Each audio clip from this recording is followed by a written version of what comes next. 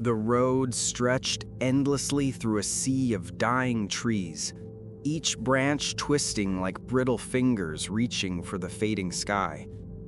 The air grew heavier with every passing mile, as if the atmosphere itself warned against going farther. The sun clung weakly to the horizon, sinking behind the forest in slow, defeated motion. There were no signs, no traffic, no distant sound of life, only silence, and the unsettling awareness that the world behind was slowly disappearing.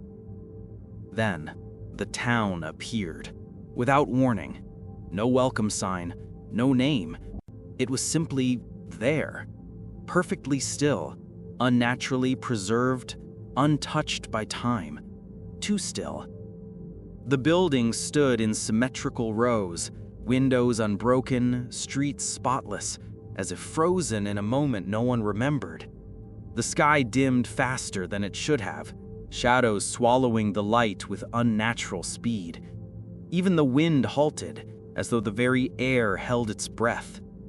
A prickling crawl ran along the spine, being watched, from every direction, by something without eyes, without memory of choosing to move.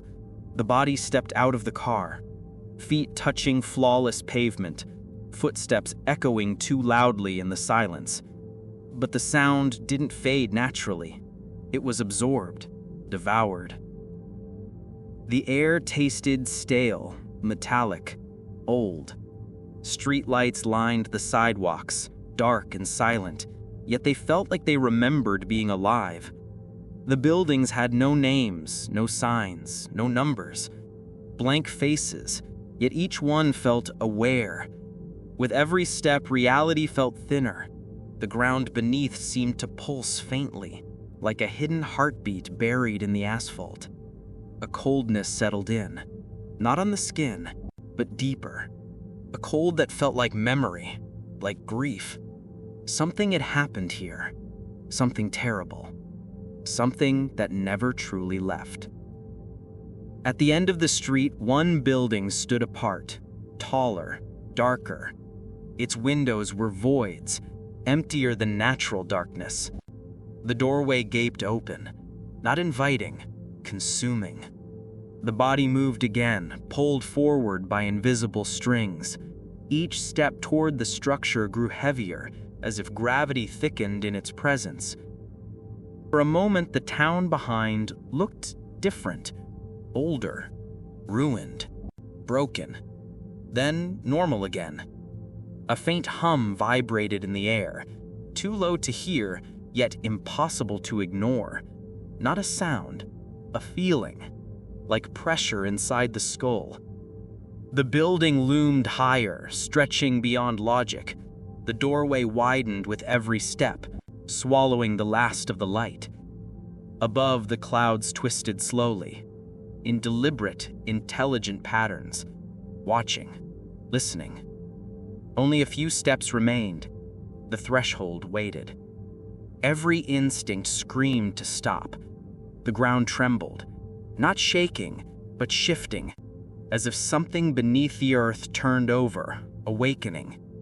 A thin, cold wind whispered through the street, carrying a sound that wasn't a voice, wasn't words, but recognition. The town knew. It knew you were here. It knew why you came, even if you didn't. As the foot crossed the threshold, the world held its breath. Inside, space twisted. Endless hallways stretched into impossible directions. The walls pulsed with distant, rhythmic vibrations, like footsteps behind the surface.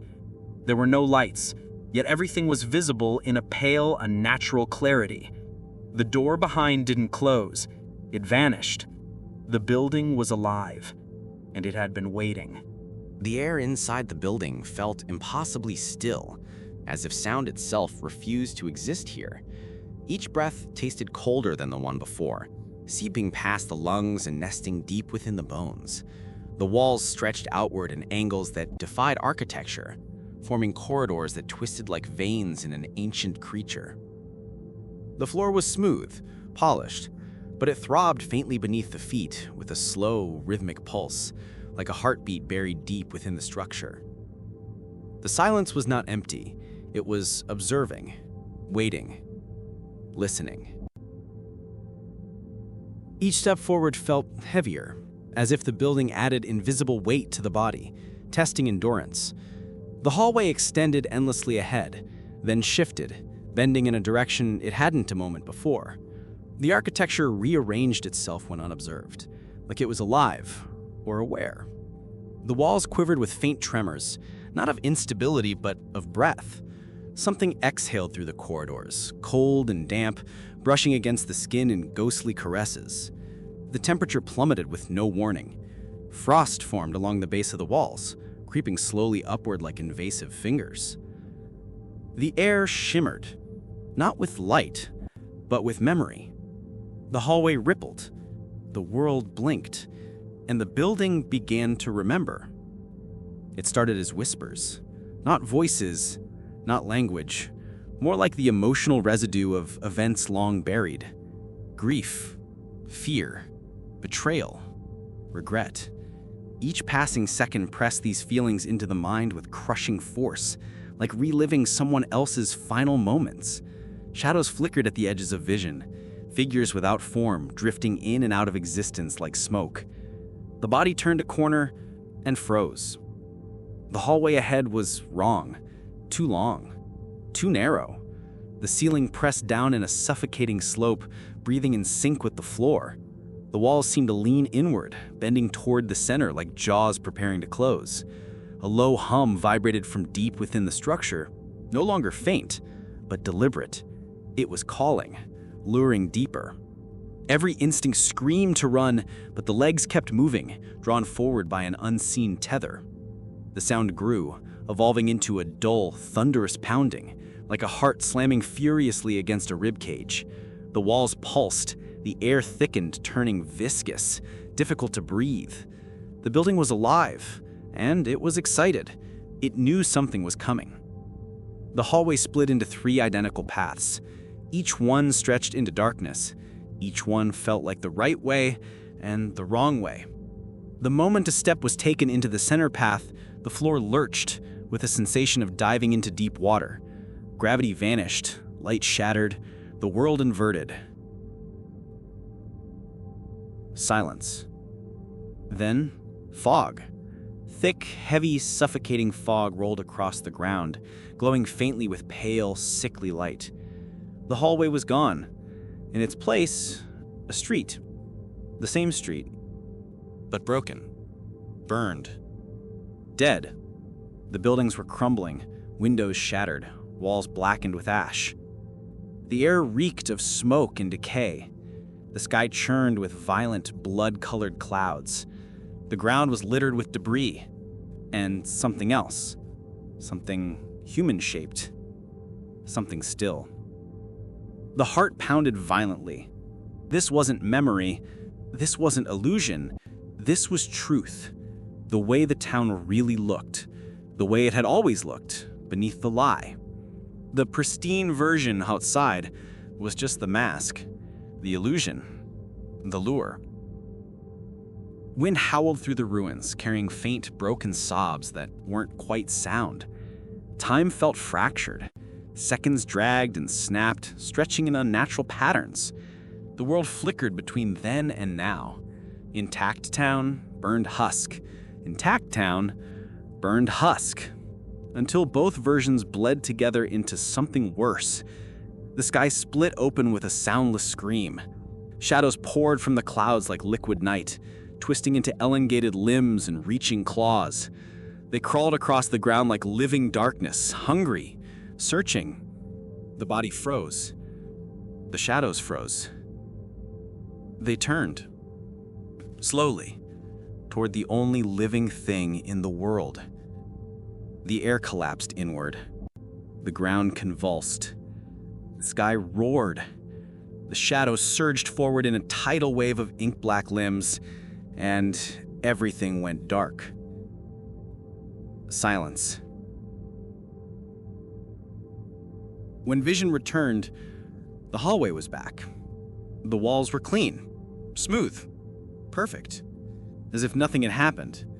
But the cold was deeper now, the weight heavier. The building knew. It had shown the truth, and it wasn't finished. From somewhere in the endless corridors, footsteps echoed. Slow, heavy, not human. Getting closer. The walls tightened around the path forward, twisting the hallway into a narrow throat. The air vibrated with anticipation. The building wasn't just alive, it was hungry. And it was leading everything straight to the heart. The footsteps stopped, right behind. The hallway stretched endlessly ahead, but the walls no longer felt like walls. They pulsed, throbbed, and breathed in time with a heartbeat not your own. The floor rippled underfoot, like water frozen mid-motion, each step bending reality slightly. The air was thicker now, a viscous fog of cold and memory. Shadows clung to the edges of vision, not moving, yet everywhere.